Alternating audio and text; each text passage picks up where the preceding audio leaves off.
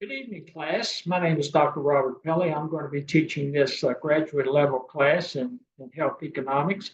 I'm going to spend just a few minutes going through your syllabus. And again, I'm loading everything for this class. It's an asynchronous class. So I'm loading everything out to Canvas. And when we say asynchronous, that means you can work at your own pace. So between now and December the 10th, which is when finals are over, you just need to make sure that you've completed all the assignments.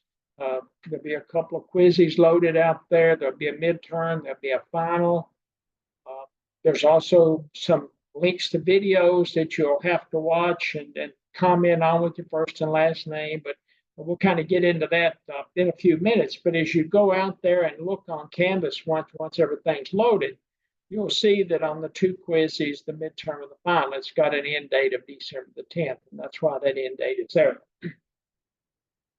What we're going to focus on in this class is I want to help you build a toolbox with just fundamentals of health economics, healthcare economics. Health is, it's viewed as a human asset. And as individuals get older and, some age, quicker than others, I guess you might say, our health status deteriorates.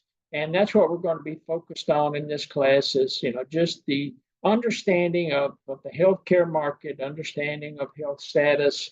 We're going to use a text and I'm reading off of the syllabus here, but going to read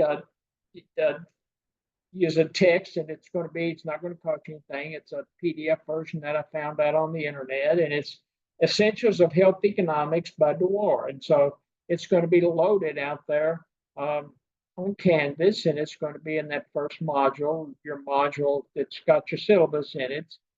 Also in the syllabus, there's going to be a calculator that will allow you to calculate your points you're going to receive from watching and commenting on the video. So that's also going to be on the syllabus calculator. There's going to be in each of the modules, there's going to be some class notes. There's going to be video links to the videos for you to watch because I summarize all of what I think is a salient information and post of his videos out on YouTube. There's going to be links in each module. Some modules, may have one or two videos. Some may have 5 or 6, depending on how complicated the information is and how much information that we need to get across for that particular module. The syllabus is set up so that you pretty much got for most weeks, you've got a chapter in the text that we're going to be focusing on. Also, I've posted it's a journal article. And it's depending on who you talk to, and if you talk to economists, most economists will say that the change in healthcare, when I'm talking about significant change in healthcare that happened in the mid 60s, is 1965. I think it was Lyndon Johnson signed into to affect Medicare, Medicaid, 1966. At that time, it was called Champus. It's morphed into TRICARE, so it's the DoD's healthcare system and benefit plan. And the article that we're going to read, it's called "Uncertainty and the Welfare Economics of Medical Care" by Kenneth Arrow. And when I was at Ohio State, it was considered and is still considered by many economists as the main article that drove Congress, United States government, Johnson, I guess Johnson was Democrat, so Democrats at that time to start making change in healthcare because of uncertainty, the risk associated with healthcare, but more importantly, just the spiraling cost of healthcare. And while the article you may consider a little outdated, it still gets to the heart of issues that he probably started writing this article in the late 1950s. It was published in 1963, so it probably took him a couple of years maybe to get it through the publication process. But while it may be a little dated, it still touches on the points that we still have issues with in healthcare today. So that's one of the reasons that I really enjoy using this. And as we kind of go down through here, going down through here, as I say, you work at your own pace.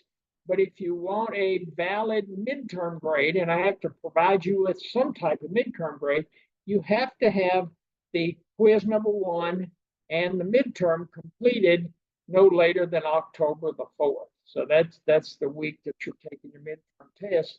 And again, both quizzes, the midterm, the final, all of your comments on your videos, everything has to be taken care of and completed by December the 10th. So that's the last day of finals. I want to spend just a few minutes walking through and a lot of students, and I've had a lot of students in the past, not only at Fisk, but at other universities, that when it comes to the videos are extremely important for a couple of reasons. They're important because they provide information that I think is important as we go through the class. Try to give you, even though there's going to be some class notes loaded and some reading that you can do on your own, it gives you what, at least I think, at least in my mind, what are the salient points that you need to be focusing on, what's important in the class, and hopefully helps you build information and fundamentals in your toolbox that you'll use as you go through the remainder of the academic career, and hopefully once you get out into the workplace, and some of you may already be out in the the thing to remember is when it comes to the grading for this class, there's 100 points. It's, basic 100 points. A's like 95 to 100, A minus is what, 90 to 95. And it's all outlined in your syllabus. But your quizzes are worth, there's 2 quizzes, so 10 points for each quiz. There's a midterm worth 30 points and a final worth 30 points. And that gets you to 80 points. And the video comments are going to be worth an additional 20 points. What you need to do with the videos, as you watch them, when you get to the end of the videos, hit the comment and, make a comment. Put in a question. Put in something you learned about the class. But some kind of a comment and sign it with your first and last name. Extremely important, first and last name, because YouTube will calculate the metrics for me. And in YouTube's analytical process, it can only identify you by your first and last name. So you have to sign your first and last name. And the way the videos are the way your 20 points in your video comment for the video comments, the way that's calculated, there are, in your case, 47 videos that I have generated and posted to Canvas. And if you watch and comment on 23 of them, let's say, the total number of video comment points you're going to get for the final grade is going to be 23, the ones you watched and commented on, divided by 47. And that's the number of videos that I've posted.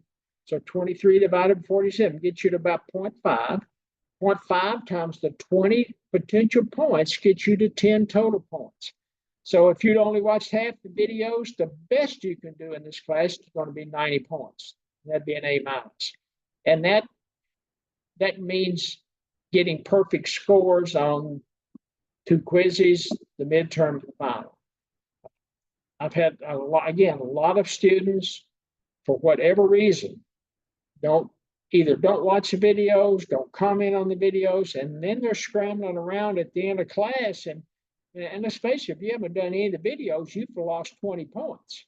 So you're starting out in an 80 if you don't watch any of the points. And it's difficult. I've had some students that, if they've done reasonably well, they're like at 70, I don't know, they could be like at 80%, and they don't watch any videos. That knocks them down to 60%. And if I'm not mistaken, 60% gets you a D minus. So it is extremely important that you watch those videos. And if you go to your syllabus module, I've provided a calculator for you. It lists every module, lists the number of videos that I've posted. It has a little calculator column that as you watch and comment on the videos, you can put in the number of videos that you've watched for each module. Let's say module number 1, I don't know right offhand, but let's say it's got 3 videos. If you watch all 3 videos and comment on them, you can put a 3 in that column that, where you've actually watched and commented. And it will keep you a running total, and it's up in either B1 or B2, and it's a little yellow highlighted cell. It will give you a running total on what your total potential points are going to be, what the number of points out of that 20 is that you're going to get. So I've made it as easy as possible for everybody to get as good a grade as possible. And especially before you watch the quizzes, before you take the quizzes, take the midterm and the final, make sure you watch those review videos for your quizzes, your midterm, and your final, because it's going to give you some information that you're probably going to find useful as you go in and take those quizzes and midterm and final. Asynchronous class, again, we're not meeting face-to-face.